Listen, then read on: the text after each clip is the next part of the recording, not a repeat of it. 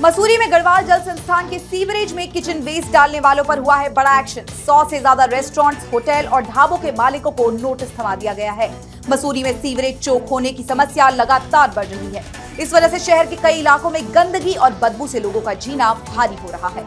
पिछले दिनों एसडीएम दीपक सैनी ने मसूरी गढ़वाल जल संस्थान, जल निगम, मसूरी होटल एसोसिएशन और व्यापार मंडल के प्रतिनिधियों के साथ बैठक की थी, जिसमें सीवरेज पाइपलाइनों में कबाड़ और किचन वेस्ट डालने वालों के खिलाफ सख्त कार्रवाई के निर्देश दिए गए थे। उन्हीं निर्देशों पर अब एक्शन शुरू हो चुका है। नोटिस देकर किचन वेस्ट को सीवरेज पाइपलाइन से 3 दिनों में हटाने के लिए कहा गया है। अगर ऐसा नहीं हुआ तो 5,000 के जुर्माने के साथ साथ पेयजल और सीवरेज लाइन कनेक्शन काटने की कार्रवाई की जाएगी। मसूरी पुलिस हाईटेक होने जा रही है। शहर में अब ड्रोन से भी होगी ट्रैफिक व्यवस्था की निगरानी। टूरिस्ट सीजन में मसूरी में जगह जगह लगातार भीषण जाम की समस्या देखने को मिल रही है। इसी को देखते हुए डीजीपी ने कई नए निर्देश जारी किए हैं। डीजीपी के निर्देश पर मसूरी सीईओ ट्रैफिक व्यवस्था का जायजा ले रहे हैं और नए ट्रैफिक प्लान को लागू कर रहे हैं। व्यापारियों के संगठनों और स्थानीय लोगों से भी इसके लिए सुझाव लिए जा रहे हैं। वहीं सड़क किनारे खड़े किए जा रहे वाहनों के साथ साथ ट्रैफिक नियमों को तोड़ने वालों के खिलाफ सख्त एक्शन भी लिया जा रहा है। उत्तरकाशी जिले के कई हिस्सों में पेयजल संकट देखने को मिल रहा है। बड़कोट भी इनमें से एक है। कई दिनों से पानी के लिए गुहार लगा रहे लोगों की समस्या जब दूर नहीं हुई तो लोग खाली बाल्टियां बजाते हुए सड़कों पर उतर आए।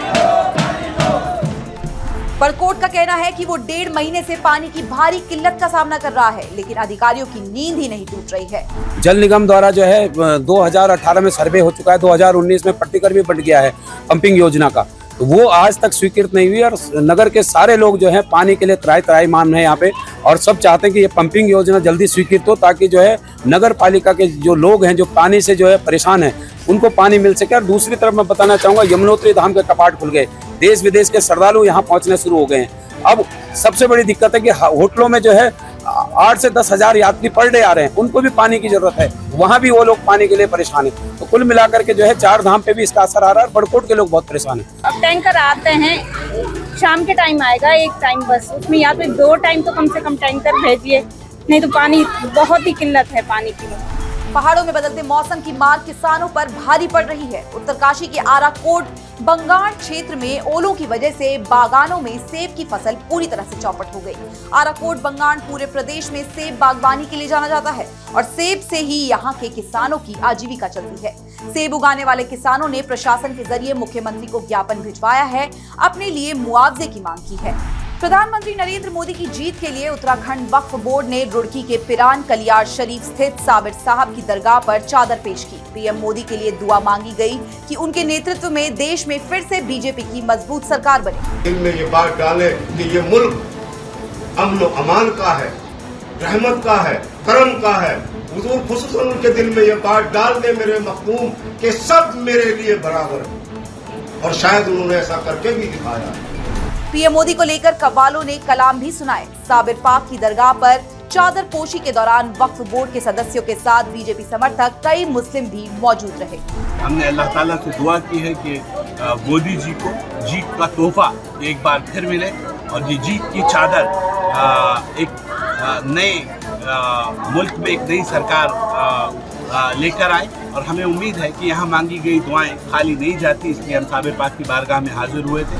महाराष्ट्र दौरे में चुनाव प्रचार से पहले सीएम धामी का अलग अंदाज भी देखने को मिला। सुबह फुर्सत के पलों में धामी मुंबई के जुहू बीच पर टहलने निकले तो वहां बच्चों को क्रिकेट खेलता देख उनके साथ खुद भी मैच खेलने लगे। बैट पर हाथ आजमाते हुए धामी ने चौके छक्के भी लगाए।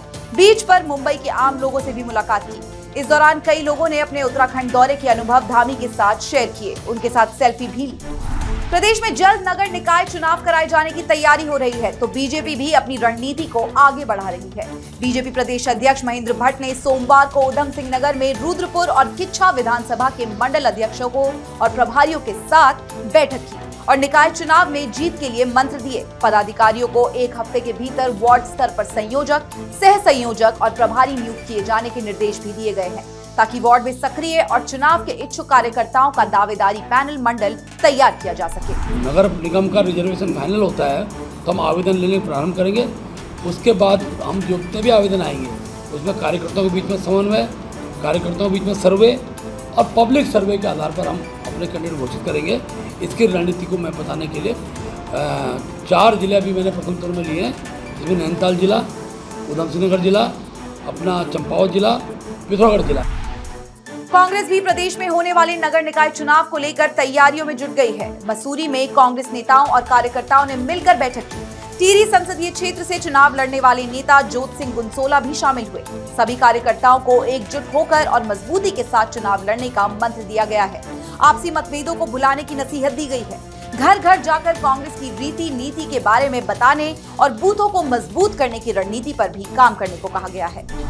संगठन में शक्ति हो, जिन कार्यकर्ताओं में जो है क्षमता होती है, वो लोग जो हैं किसी भी चुनाव को मुस्तैदी के साथ लड़ सकते हैं और जिता सकते हैं। यहाँ स्थानीय निकाय के जब चुनाव की बात आई तो हमने संगठन से आग्रह किया कि भाई आप सब लोग जो है मुस्तैदी के साथ जो है इस प्रक्रिया को शुरू करिए। चुनाव जब भी होंगे तब भी हो, पर कार्यकर्ता को जो है थोड़ा सा मुस्तैदी के साथ खड़े होने और आम जन लोगों तक जाने की बात हमने वो इनको बताई कि अगर आप लोग जो है आम जनता के मुद्दों के साथ खड़े होंगे तो कोई आपको जो है झुकना नहीं सकता, कोई आपको हरा नहीं सकता।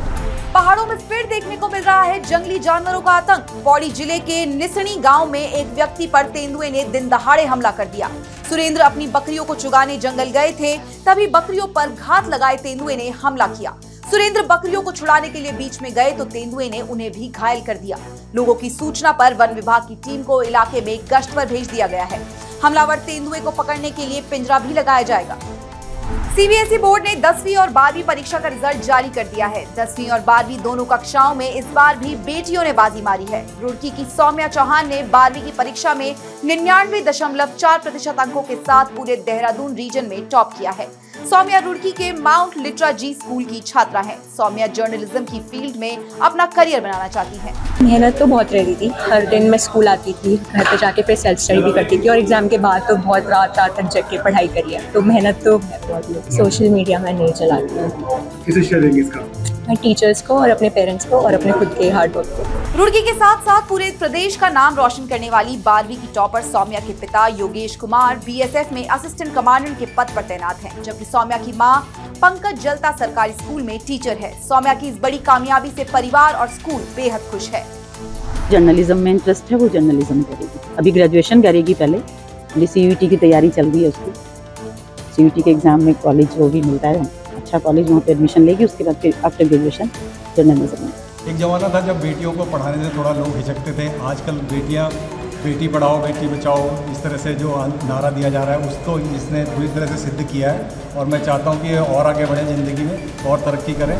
लड़कियों का रिजल्ट 10वीं में 94.75 और 12वीं में 91.52 रहा है। सीबीएसई 10वीं की परीक्षा में इस बार 94.75% लड़कियां पास हुई है, जबकि लड़के 92.71% पास हुए हैं। वहीं सीबीएसई 12वीं की परीक्षा में 91.52% लड़कियां पास हुई है, जबकि लड़कों का रिजल्ट 85.12% रहा है। छात्र छात्राएं सीबीएसई की वेबसाइट cbseresults.nic.in पर जाकर अपना रिजल्ट चेक कर सकते हैं।